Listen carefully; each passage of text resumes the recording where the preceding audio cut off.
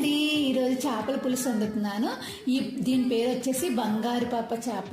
సొన కూడా వచ్చింది ఇందులో. ముందుగా నీట్గా క్లీన్ చేసి మనం పక్కన పెట్టుకోవాలి.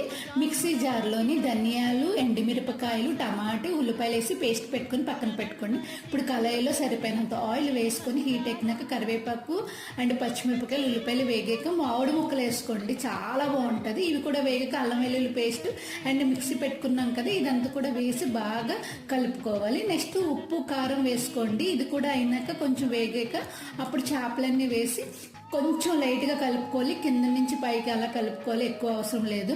అంతే, చింతపండు ఏం అవసరం లేదు. కొంచెం వాటర్ వేసి మగ్గించుకుంటే సరిపోతుంది. 5 minutes అలా ఉండేటప్పుడు నేను ఈ సొన వేసాను. ఉడికిపోయింది కూడా, చాలా బాగుంటుంది. చింతపండు అవసరం లేకుంటే ఇలా మామిడి ముక్క వేస్తే పులుపు సరిపోతుంది. పర్ఫెక్ట్గా వచ్చింది. మీరు కూడా ఈ విధంగా ట్రై చేయండి. Please like and subscribe.